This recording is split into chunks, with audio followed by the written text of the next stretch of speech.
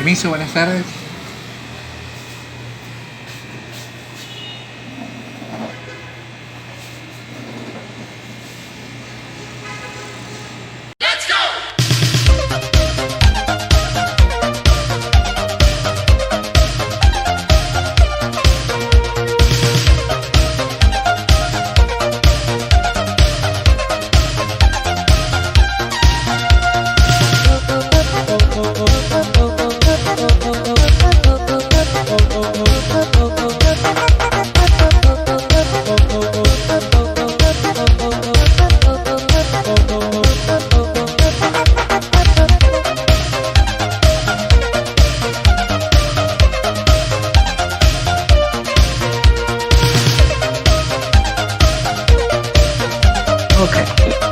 So, can people see the screen or you cannot? Can people? Yes, Mary. Teachers can hear and can hear me? Yes, Huh? we can see the screen. Okay. Okay. It's okay, Mary. Okay. So we started talking about difficulties that our students have with pronunciation, and I went through a whole thing about vowels, which is a really big problem. Miriam was telling me that I guess the book she uses or whatever information she uses discusses using about 20 different vowel sounds. You can hear me? So there are like 20 different vowel sounds according to Miriam, but International, I don't know if you can hear me. The International Phonetic Alphabet and the book I've always used, the Pronunciation Pairs book I've used, we discussed.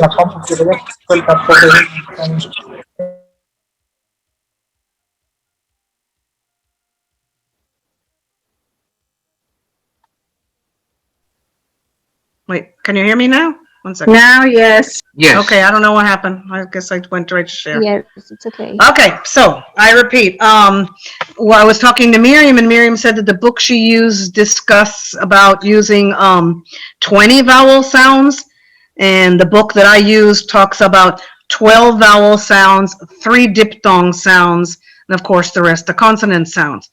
So whatever book you use, the major thing is to at least be familiar and understand that in Spanish, when you have your a, e, o, u, you've got 5 vowels, right?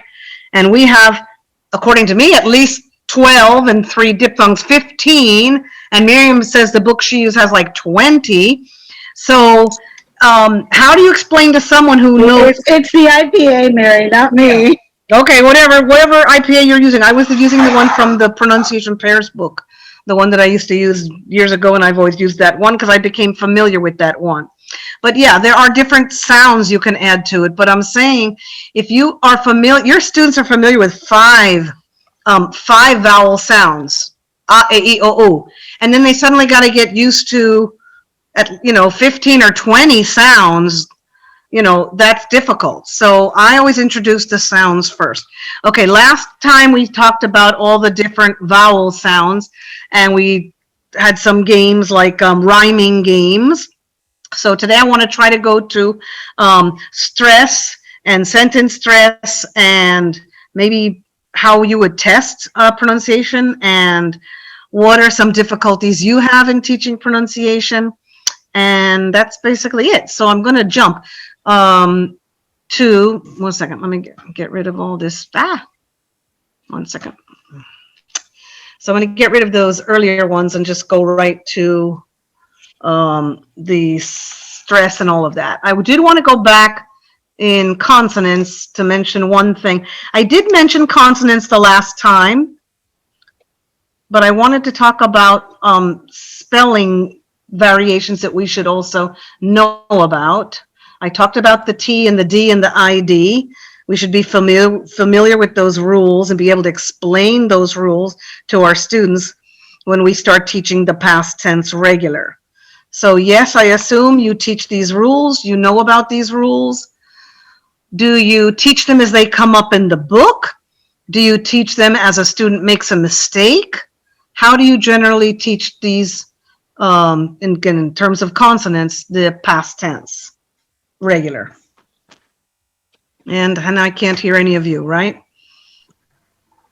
So Miriam, Oh yeah, it's just like we use videos and they practice pronunciation. Well, my But like we don't do this like I don't do it at least like explicitly, not this. no? No. I'm sorry, we're talking ED. Yeah, this we do explicitly. It's so difficult for kids. They graduate in this, they still can't present the ED. They can't pronounce the ED well. Mm-hmm. Okay, so again, It's if you, difficult for them. yeah, if you're teaching I little do. kids, I don't teach little kids, I teach adults. So I do teach these explicitly, especially as they're making mistakes, and of course, as it comes up in the book. Mary, Yes. well, actually, I do teach them, but when I have to teach them, well, I try to use the ending in the same way like you have here. When a verb ends in letter P, K, Right, F, right. S. That's the Right, way. right. Again, as Miriam said, if you're teaching little kids, they're not going to get all these rules and stuff. I get it. But if you're teaching, teens and adults, then they should be able to get these general rules. And I'm sorry, maybe I'm old fashioned, but I still believe in teaching. We don't have that many rules in English. So when we do have a rule, I think it's worth teaching it.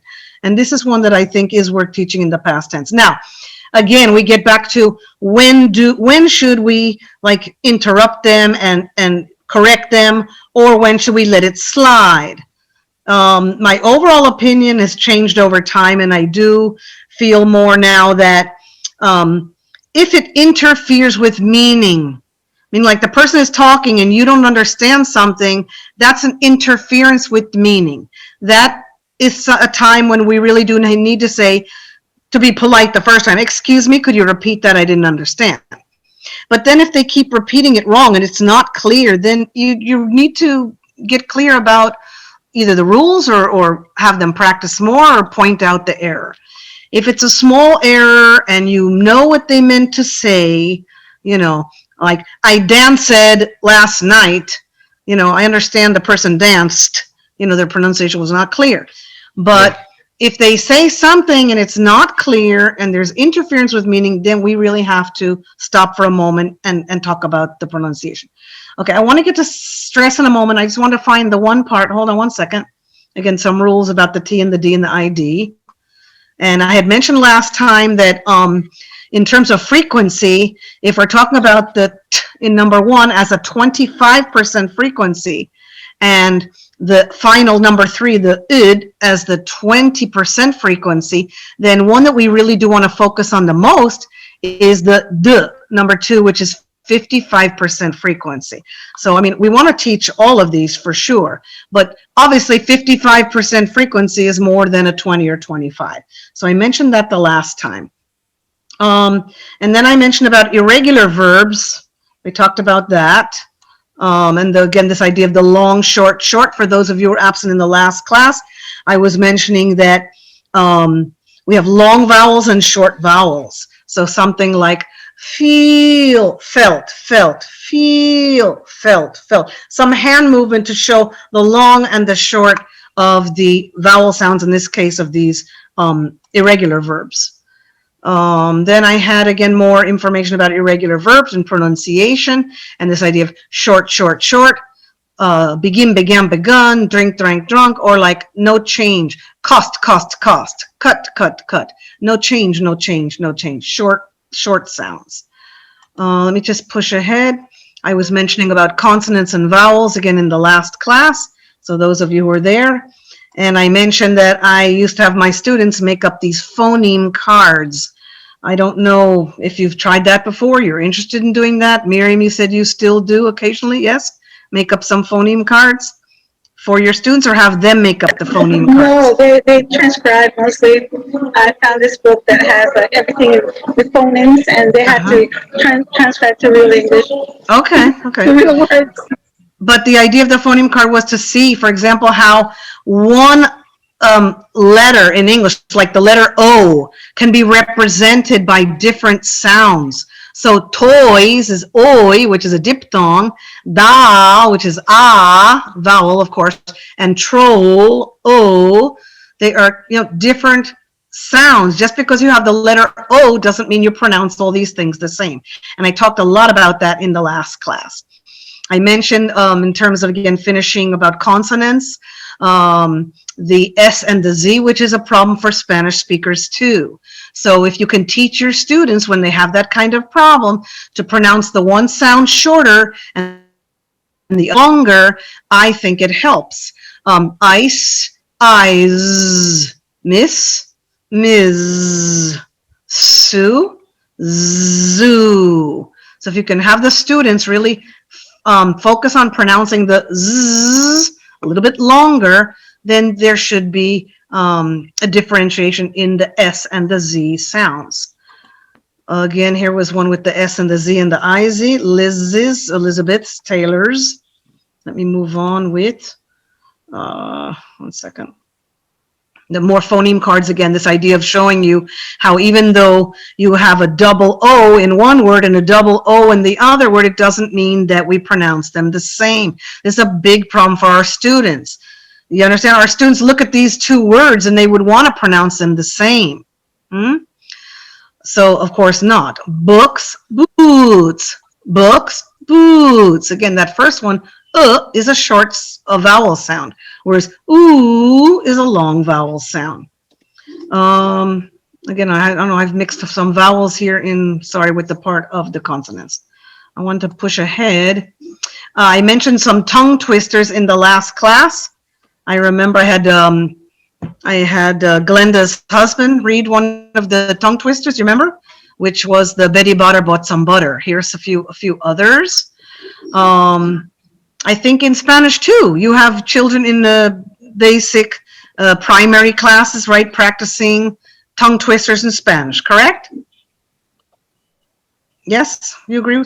That it would be helpful? Yes. Between rhymes and tongue twisters and songs, all these things can help. Okay, so again, there were more tongue twisters. We don't have time for all of them now. I had mentioned again this idea of the tongue twister that students can make up if they wish. That was one a student made up with the S and the SH. Shh. This one's the Swiss shoes. A student made that one up, contrasting these consonant sounds of the S, the SH, and the CH. So one other thing I want to ask you then about is this thing of reduced forms. I'm gonna, gotta, I wanna, don't ya. Do you teach these to your students? Do you call them reduced forms? Do you teach them as they appear in the book? Do you teach them as students make a mistake or mention it, or you meant? How do you teach these? Hi, Mary. Thank you for this exposition. Juan. I never, or I hardly ever, never teach in this way because all the students are confusing all the time. For example, we are going to use going to versus gonna. Right. Okay, gonna is an informal English, right? Yes, informal. And you got to point that out, make sure they're clear. Hey, going to and the verb is more formal, but you might hear on the radio song, especially in a song. I don't know about the radio down there, and maybe in Spanish, not in English, but radio, television, especially songs, that's when they're going to hear these a lot. Wanna, gonna, have to, need to. So they should be familiar with them. Okay, so you teach them then as the students bring them up, or you bring them up, or they're mentioned in the book? How do you explain these? Well, honestly, just gonna, gotta, wanna, give me. Yeah. Those are, and kinda are the only ones that I have seen in the books. Okay. The rest of them are not included in the books, so I try to explain them apart. For instance, if they say that the short version of going to, then I also explain them about have to, has to. Yeah, I try to explain them, all of them, or most of them. Yeah. And again, whether you're teaching kids or teens or adults, if they're listening to songs in English, they're going to hear this. They're going to hear this in all the songs. So songs are very informal. So I mean, they probably bring it up to you. They say, teacher, what does this in the song, I didn't understand this. What is this? You know, that might be the time when you bring it up, or if you bring the song to the classroom, you could mention them too. I'm sure you could Google reduced forms and you'll get a long list of them. I have a few more here. Do you see? This one of need to oughta, you oughta, like you have to, you oughta go to the doctor, you look sick. No? There's a bunch of them. What I don't like, honestly, I don't like it in my opinion, you know, it's not proper English, is this ain't. Do you see this in the middle? Am not, is not, are not. He ain't, she ain't. When I hear that, for me, it's like nails on the blackboard, you know, whiteboard, whatever. I just can't stand it when I hear that. I know it's in a few songs. Huh? It's common for people to use ain't. What was your question? No, what was your question? Common. I never asked that. Okay. It's so common for people to use and to hear in movies. I hate it. I hate it because for me, it represents like pueblerino. It's like very like lazy English, very like redneck. But Bon Jovi also uses it. It's not proper English, you know. It's so. Bon Jovi uses it. Yeah, I mean, they're used in songs. The main thing you'd have to. I love songs. Yeah. You know, it's like when I hear he don't, she don't. And unfortunately, I hear that a lot, drives me crazy. But I know, yes, you're going to hear them in songs. Point out to the students, this is not considered grammatically correct. You know, it's used frequently in songs, but doesn't mean it's grammatically correct. Yeah? And if they want an equivalent for, you know, like Spanish, I always give the equivalent, you know, voy pa allá, voy pa allá. What's voy pa allá? The first time I heard that, I was like, what is that? And someone had to point out, it means like voy para allá. Oh, it's 3 words that you're pronouncing like 1 word. So in this case, we're taking, you know, incorrect grammar, you know, and combining am not, is not, are not into this ain't. Again, as long as you're pointing out that it's not proper English, but yes, it is heard in songs and things like that. As long as students are aware more than anything. And I had a few more of these reduced forms here. Who'ya, what'ya, who'ya, where'ya. For you, Miss. Yes. Okay.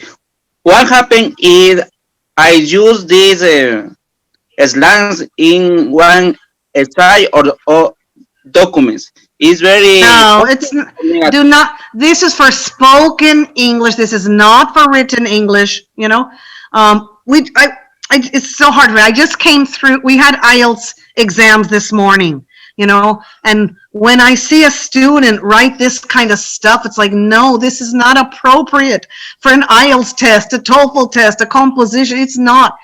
People have to be very aware. There's 2 Englishes. There's an English that's like the written form, more formal, and then there is English which is in the spoken form, maybe in the street, which is not very formal.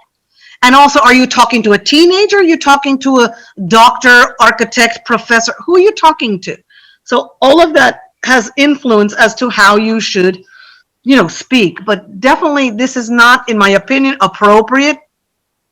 Definitely not appropriate for like TOEFL, IELTS, that kind of thing. Not appropriate for the written form. These are really reflections of the spoken form. Okay, thank you, Miss. And if you talk to students, I would say teach them. I'm not saying don't teach them. Teach them, that's fine, because they're going to hear it in songs. I'm not saying don't teach them, Miriam. I'm saying go ahead and teach them. But make sure students understand it's not formal English. It's not what we call proper English. Yes, it's informal. Okay, then there were some rhymes we didn't get to in the last class. We did the number rhymes, we did the color not rhymes, but we didn't do a few of the others. It's just to show you that they're all kind of rhyming exercise you can do with your students. And Dr. Seuss, you're probably familiar with that if you teach little children, right? So this is one called Hop on Pop. So if you can get some music going in the background or some beat going, and then try some of the activities, the students remember them, and they remember the vowel sounds and the consonant sounds and all that. So that's just one rhyme, like up, pup, pup is up, cup, pup, pup in cup, pup, cup, cup on pop. Now, you don't want to get it boring, but I mean, if you get some kind of, rhythm to it or beat to it as you do the rhymes, they're more interesting. Other fun rhymes where the teacher does the actual like singing and the students have to answer. So, example, I begin with I rhyme with time. I stand for I am the word. So you guys are supposed to fill in the blank. Anybody got the first one? Anybody? Unmute your thing, unmute your... Still thinking. Look, I'll do it again. I begin with I rhyme with time. I stand for I am the word. Time, exactly. Time. Okay. I begin with T. I rhyme with who. I'm 1 + 1. I'm the number 2. 2. S. I begin with S. I rhyme with hilly. Hilly. I don't make sense. In fact, I'm Silly. Silly. exactly. So I'm sure you can, Google, pronunciation rhymes or funny rhymes, and you can make up some yourself, no? Look at this one in the middle. I begin with P. I rhyme with any. I am 1 cent. I am a penny. Exactly. So again, there's a bunch of them. We don't have time for all of them, but there are some and more pronunciation rhymes, Let's take a look at an easy one. First a seed and then a shower. Next some sun and then a...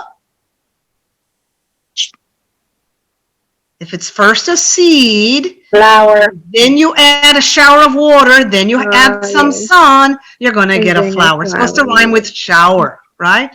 I begin with M. I rhyme with other. You call me mom. I am your mother. So again, as I said, there's all kind of pronunciation rhymes, I begin with B. I rhyme with maybe. I'm not very old. I am a baby. Exactly.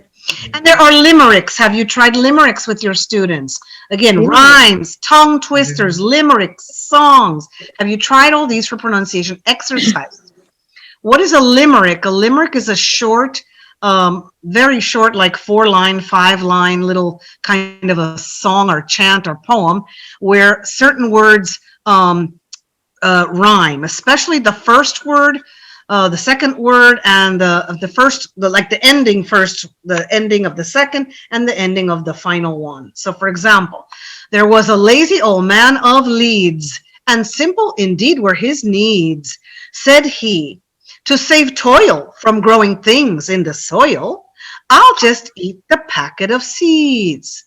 So what's rhyming is toil and soil, and what else is rhyming is these last words in each sentence. Leads, needs, seeds. So in this case, we were working on the E sound of that vowel, or the diphthong OI of toil or soil. And there are many. So you can Google limericks, and you're going to find all kind of funny limericks. There are jazz chants we didn't get to in the last class. What do you know about jazz chants? Normally when I was inside of a classroom, I'd have one side of the class singing one part and the other side of the class singing the other. Now, how you do it online with the two groups, I guess you'll have to figure it out. You are better at that than I am. But for example, with the A sound, one half of the class sings A and the other half of the class sings B. So, Miriam, you want to be part B and I'll be part A? Can you hear me? So Yeah, I can. Start. Where's Frank? And you say? He's working at the bank. Okay, but a little bit more slowly, so Okay. your students can hear the ah, Frank, bank, yeah? So I'll repeat, where's Frank? He's working at the bank. Frank at the bank? Yes, Miriam. Oh, yes, that's right. He's working at the bank. So then we all say together, Frank at the Frank bank? at the bank no. And this same kind of thing you could substitute with consonant sounds, the S and the Z. Sue at the zoo. So again, we could say, where's Sue? Oh, Rolando, you take over. So someone else can do it. Where's Sue? She's working at the She's zoo. working at the bank. Exactly. She's working at the zoo. At the We're zoo. doing zoo. At the bank. Sue at the zoo. And then you answer, yes. Yes, that's right. Right. She's working at the zoo. She's working at the zoo. And then we all say together, Sue at Sue the zoo. zoo. Oh, Oh, no. no. And there's like Paul at the mall, and you could invent other ones. Now, again, this is again for just practicing, just like we've talked about tongue twisters, songs, games, of course, and these limericks and rhymes and all these different activities. There are knock-knock jokes. Have you heard of knock-knock jokes? Anybody have you heard of knock-knock jokes? So look at the first one. Knock-knock. I say knock-knock. You say? Who's there? I say letter, and you say? Letter who? Say letter in. Get the joke? Haha. Knock, knock. We're doing this one. Knock, knock. Who's there? Who's there? Sultan. The Sultan. Sultan. The salt and pepper. Some of them are caught or dumb. Knock, knock. Who's there? Who's there? Leaf. Leave who? Leave me alone. Leave me alone. Okay, there's a bunch of these. You can Google knock-knock jokes. You're going to find lots of them. Okay, so last time we quickly mentioned about homonyms. I started talking about homonyms, and I mentioned these that are frequently confused. Why? Because the pronunciation is the same. So from the context, you have to figure out the difference, right? Is it who is or who has, or is it who's belonging to somebody? And I had about 4 slides of homonyms. I'm sure you have taught these. I don't know if you teach them as they come up in the book, if you teach them as the students make pronunciation mistakes or use the wrong vocabulary words, but I have a bunch of pages on homonyms.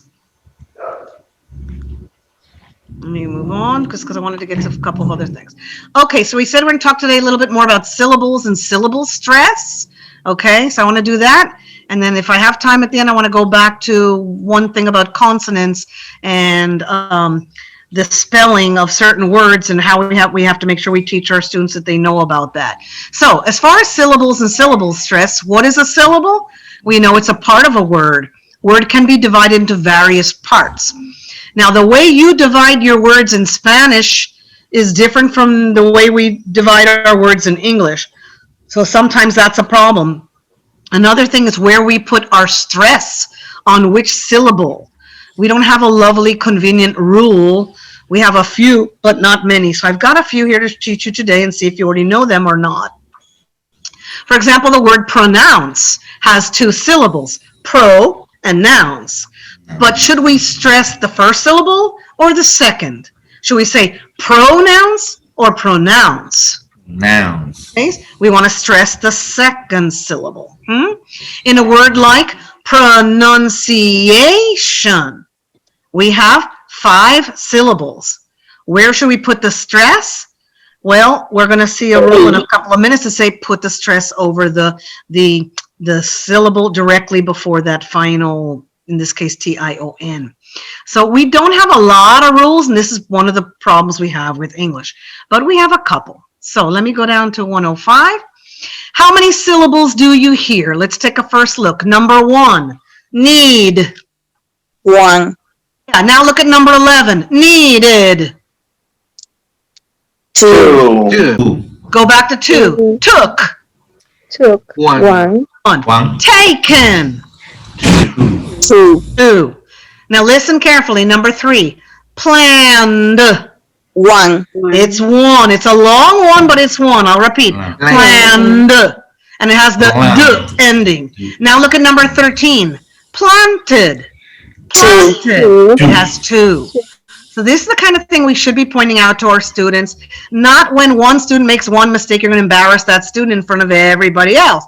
But at least, you know, have like a little running note of the typical pronunciation errors that students made and when they didn't pronounce all the syllables and that kind of thing. Again, want, one syllable. Wanted, two syllables. So students should be familiar with this. And I had a few more. For example, movie, movies. Again, movie, two. Movies. Two. So two, see, that's a problem. Let's take a look. Language.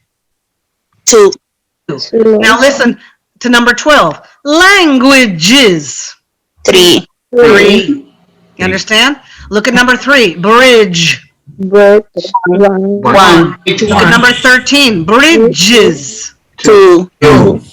Okay, so you know this. So as the teacher, please be, you know, aware that this is something we definitely want to work on with our students.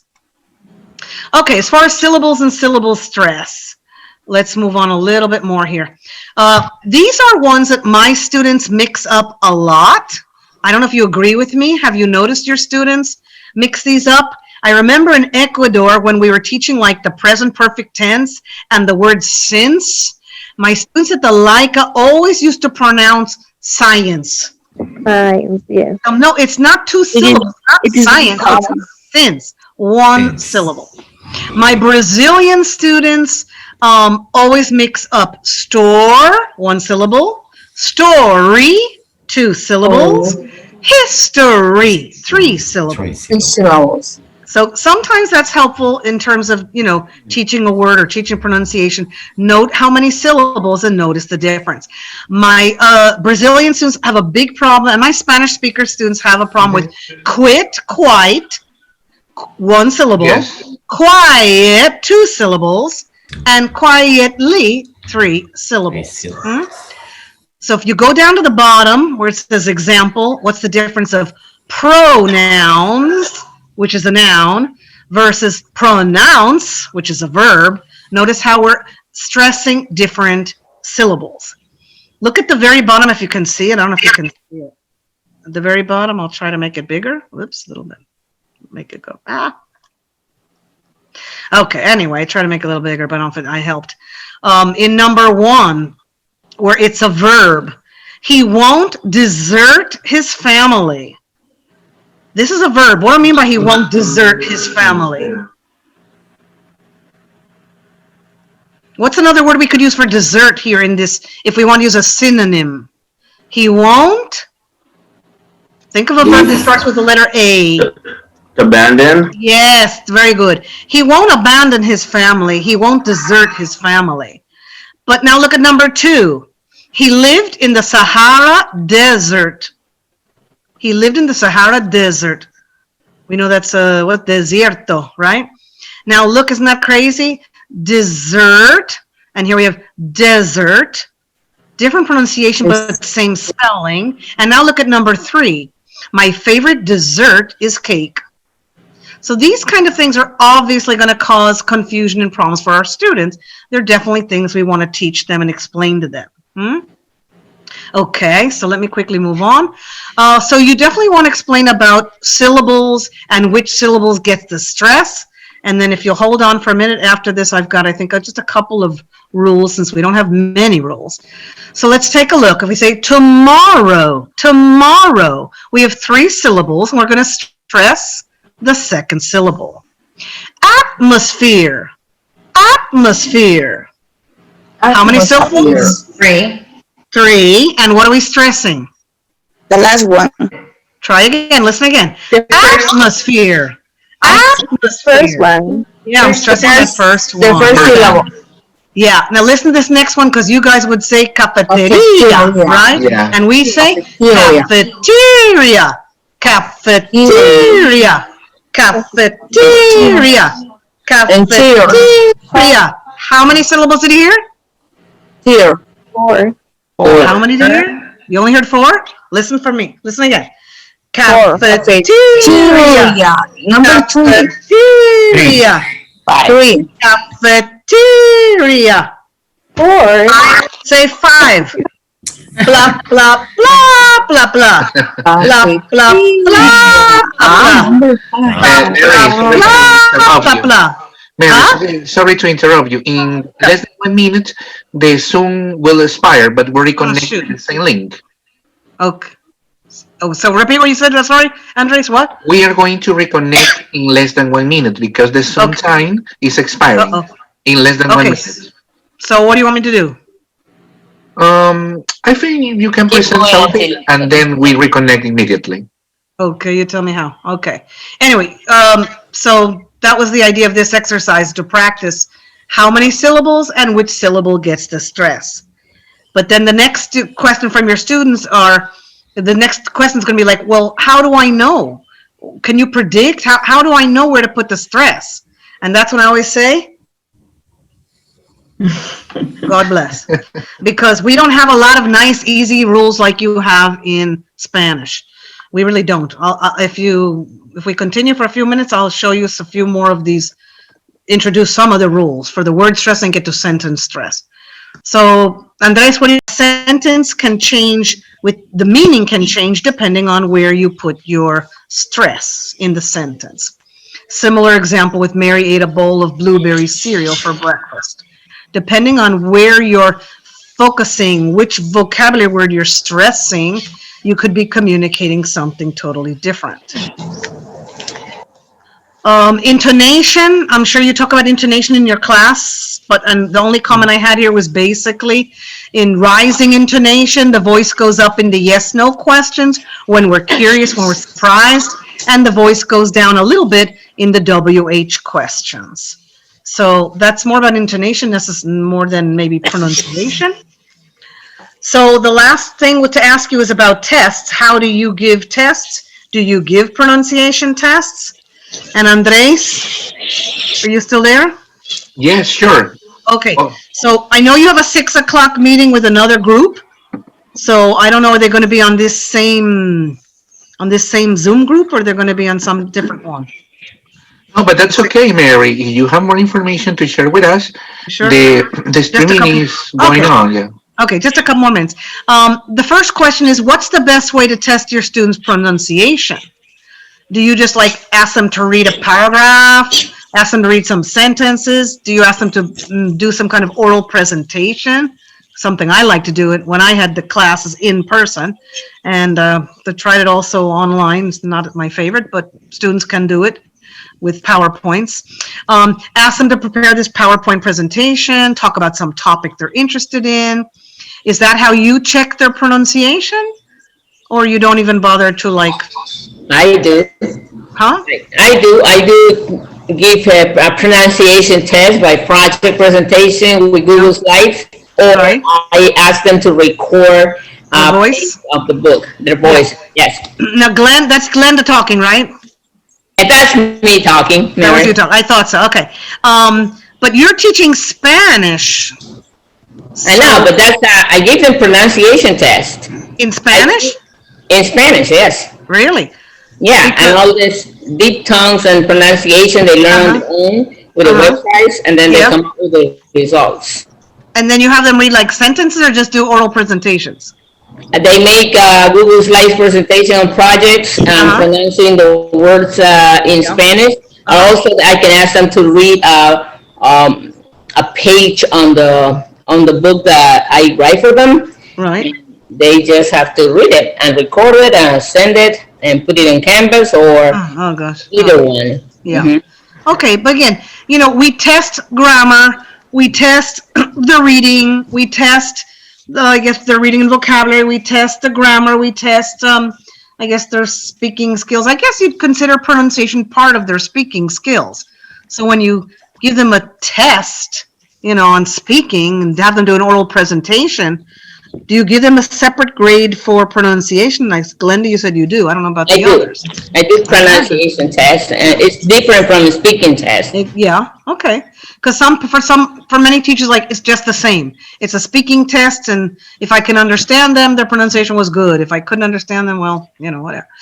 And then how frequently do you correct their errors? Again, as I said before, when it interferes with meaning, you know, the student kept saying bitch instead of beach, you know, that's a problem. You know, if the student said shit instead of sheet, you know, that could be a problem. So those are like simple ones, you know, oh, you pronounced it short, you need to pronounce it much longer. Some of them are, you know, easy fixes, but some of them need practice and a lot of practice. So I just had a few pronunciation tests. I don't know if you'd consider them more listening tests or spelling tests or partially pronunciation tests. But if I say, for example, the students would not see anything in front of you. They would only see the part in red. They'd see 0, 1, 2, 1, 3, 2, 3, or 1, 2, 3. So for example, number 1, the students don't see it at all. And I say, cut, cut, cut. So what they have to decide is, of the 3 words, which of the 3 are similar. So in this case, it would be 2 and 3. The second and the third words are pronounced similarly or the same, right?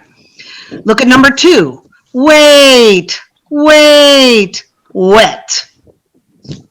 1 and 2. 1 and 2. So again, on their paper, like 1, 2, 3, 4, 5, 6, 7, 8, 9, 10, they would just write like 1, 2 or 2, 3 or that kind of thing. They wouldn't see the vocabulary words in front of them. Look at number 3. Boat, bought, but. They'd write over here next to number 3, they'd write 0, meaning none of them are pronounced the same. You understand? In number 4, Sue, zoo, Sue. So they would write 1, 3. 3. That's what they would write over here next to number 4. I 1, repeat, 2. the students would not have these words in front of them. You'd be dictating them. They'd be listening. So really, it's more of a listening, maybe a listening activity. But at the time, if you wanted them to try this as a dictation, then it could definitely be more of like a listening dictation pronunciation exercise. Look at number 5. Ice, eyes, eyes. 2 and 3. 2 and 3. You understand? Now be careful with number 6. Do, do, do. 1, 2, 3. Yeah, 1, 2, 3. All 3 are pronounced the same. They're not spelled the same, but they're all pronounced the same.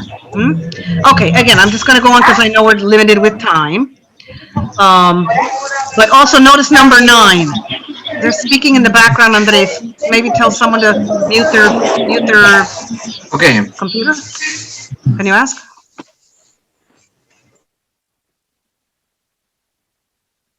Okay. So, if you look at number 9, aisle, aisle, aisle. It's crazy, but all 3 are pronounced the same. You understand? So in this case, the student would write here 1, 2, and 3. And again, you could do this as a dictation exercise. If you do some dictation exercise, there probably won't be 3 different spellings. The students will probably spell them all like the one in the middle, right? Mari, I have a question for you. What do you suggest, if possible, to put some drawings or images like an eyes? Oh yeah, sure. Especially, yes, Dalia, especially for what do you call for children? Because you know, kids are going to be much more interested if there's pictures to go with everything. I'm just got 0 talent as far as adding little pictures and stuff. Oh, no, I'm just asking how are But kids, that would be perfect. That would be wonderful if you can. Especially in the case of like, you know, like number 7, book, you could have a picture of a book, like a grammar book, buck, like a dollar bill, or like the animal, yeah, or bug, the insect. You could draw, you could have little pictures. That'll be cute. That'll be nice if you have the time to do it. Okay, another activity, another way to like, kind of again, testing the pronunciation. Some students say it's more listening, it's more spelling than pronunciation, but you could have the students read these rather than the teacher read them, no? So if you look at number 1, you just simply have to indicate, do you put S or do you put D? Is it the same or is it different? So I say fall, feel, fill, fell. In this case, you'd obviously put D for different, right? There are Different, different they are vowel different. sounds here, no? In number 2, the students are going to want to put the same. If they see these vocabulary words, they're going to want to put same because they're going to assume that OMB, OMB, OMB, it's all pronounced the same. But what did we learn in the previous course? We had the one on vowels. We saw that unfortunately, bomb, comb, tomb. These are 3 different vocabularies with 3 different vowel sounds. Isn't that crazy? Isn't English crazy? It is. You agree, Andres? This is crazy? Yes, it is. Okay, I agree. Look at number 2. It's ridiculous. These should be pronounced the same, but they're not. So we put here different. Look at number 3. 2, 2, 2. They're all pronounced the same. Put an S. Same with there, there. All pronounced the same, right? Look at number 5. For our students, it's very different. They try to differentiate these, but they have the same sound. Look at number 5. So. Isn't that crazy? Especially that last one. Your students always want to pronounce Sue because they think it looks like new. Yes? But it's not. So all these have the same. So. Look at number 6. Do. They're all pronounced the same. You'd put a little S over there. You understand, Andres? Yes. Anyone else still there? So just quickly, I want to show you. Look at number 27 and 28. I don't know about your students, but my students always confuse these words. Number 27, ankle, uncle, ankle, uncle. Do you hear a difference? I hear a difference. Yes. Yes. Ankle, Number ankle. 28, angry, hungry, angry, hungry. Do you hear that difference? Yeah. I do, but our students usually don't, huh? Ankle, We talked about number 29, dolls, trolls. They both have OLLS, but they're different. The vowels are pronounced differently. Look at number 30, flee, flee. It's a homonym. There's 2 words, same pronunciation, different spelling, different meaning. It's So like there's a lot. short to long sound, no? Yeah, what in the case of what? Number 30, it's the same pronunciation. Yeah. Number 30 is the same. Flee, flee. Same In number pronunciation. 20, in 29 is like a from short to long sound, no? Actually, both are long. They're just different vowels. The first one in number 29, dolls. I'm opening my mouth. Ah. But look at trolls. Oh. Look at the difference. Ah, oh. Ah, oh. So listen to the 2 words again. Dolls, trolls. Isn't that crazy? It's insane. Yes. The words look so similar, you imagine they'd be pronounced the same, but they're not. Same with look at 20, 21, 20, blue, blue, 8, 8. So again, a lot of the homonyms, you could mix in some homonyms and mix in some other ones and try it with your students. Have your students try to Sorry, pronounce please, can you tell, please, the number 11? Number Can you- 11. Yeah. Hell, heel, heel, hill. Only 2 are the same. Do you know which 2 are the same? Heel, the second and the third. Correct. The second and the third are the same. Even they're homonyms. Heel and heel are homonyms. Now, the others are not homonyms. They're different vowels. They're not pronounced the same. That first one is that short hell. Then we have the 2 long ones of heel, heel, long sound. And then hill is very short. Hill, Heel. hill, hill. So again, this is why I feel it's important to teach students long sounds, short sounds. Now, when we are teaching our little kids in kindergarten here in the United States, we focus a lot on the different sounds. So, you know, it's like the only time where we actually teach it. Then the rest, it's like, good luck, you're on your own, you know. But way back in kindergarten, when we're teaching all the phonemes and the long sounds and the short sounds, that's pretty much it. The rest, you're on your own. Another pronunciation test, a different type of minimal pairs. The students do not see the sentences below. They only see the vocabulary words. and I read a sentence, the teacher reads a sentence, I repeat, the students do not see the sentences. They only see the underlined words. So I'll read, for example, in number 1, my sock has a hole in it. They have to choose. Did I say A or did I say B? I'll repeat it. My sock has a hole in it. What would you choose for your answer? A. Anybody else? My sock. I'll repeat again. My sock has a hole in it. You say A. B. Yeah, it's B. Now listen, Glenda, listen to A. A is sack, sack. And B, sock, saw. They're two completely different vowel sounds. Ah. Do you hear that difference? Sack, sock. Again, is it important if it interferes with meaning? You know, if you've got a sack and a sock and you're trying to talk about one versus the other. Yeah. Look at number 2. I'm reading, you're only looking at the vocabulary word, and again, you would not have the whole sentence maybe. Huh? That mop is too old.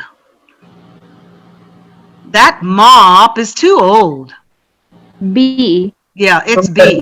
Because A would be map. Map, mop. Map, mop. Okay, so anyway, you can make up your own little activities here, but again, this is minimal pair work, working on words that sound similar, look similar, but spell differently, different pronunciation. This is another type where I start the sentence as the teacher. The student has to finish the sentence. And finishing the sentence, you as the student decide, is it A or is it B? So I'll say, for example, I like this. Tennis rack. Yeah, I'll repeat. I like this. Now I said this. I didn't say these. B. So since you heard this, you know it's B. Look at number 2. I'm going to leave the party. Oh, sorry, I'm just read the party. Sorry, my mistake. I'm going to leave, and then the students, the party. Or for example, in number 2, if I said, I'm going to live, then the students would choose A. Finish the, you understand? We're trying to finish, the students finish the sentence, the teacher begins the sentence. But depending on how the student finishes the sentence, depends on what they heard in the underlined word. Look at number 3. His. Tired. And again, his. I didn't say he's. I said his. Broken. This is a problem, you know. His, he's. His, he's. His is very short. He's is very long. So my issue is that as the teacher, if you're not pronouncing it correctly, the students are not learning it correctly. So that's something we have to be careful of as the teacher. Look at number 4, pepper, paper, pepper, paper. Again, you'd probably want to pronounce them, teach them first before you give them the test, right? So number 4, please put some pepper In my soup. A. Yeah, A. Please put some pepper in my soup, huh? If I said, please put some paper, I'm pronouncing it longer. Pepper, paper, pepper, paper. Do you hear a difference? If you can hear the difference, you can pronounce the difference. If you can pronounce the difference, then you can teach it to your students correctly. Again, these are all vowel sounds back from the previous seminar we did of the vowels. Number 5. I have a test. On Monday. Yeah, B, on Monday. I have a test. Look at the difference. Taste, test. Taste, test. Yeah, I was reading B, the shorter one. Again, this is really learning and teaching our students long and short vowel sounds. Another one where the teacher will read a sentence. This is more difficult. A teacher will read the sentence and the student has to try to figure out what was the vocabulary word that I used in my sentence. So I would just like circle the vocabulary word. So if you look at example number 1 up at the top, I can't cope with this situation. Is A. Yeah. Now again, from the context, it's going to help you to figure out what vocabulary word. But first, your students would need to know all the vocabulary words. They need to how to pronounce all the vocabulary words. Then you could put it in a sentence like a mini test and see if they can get it. Example number 2. There's an expression in the Bible to turn the other cheek. B. B, exactly, So if you go down and do some activities, each of you could like try a different one. Again, but you wouldn't do this until first you taught these vocabulary words, taught the different vowel sounds in these vocabulary words, make sure the students understand and know these new vocabulary words, and then as the final step, you could work on that. Again, if you want to try it as a dictation, good luck with that. I've done that before. The students hate it. They go crazy. But if you don't want to kill them with the dictation, you could just, again, read one word in a sentence, and they choose the word that they heard. In number 1, that was a beautiful song. It's D. I can't hear you. A little louder. D.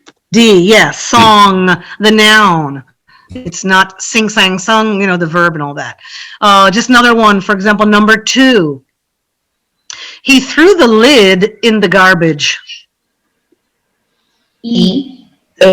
Letter E, lid, L-I-D, L-I-D, lid. I'll repeat, he threw the lid in the garbage. It's really like the lid to some container, yeah?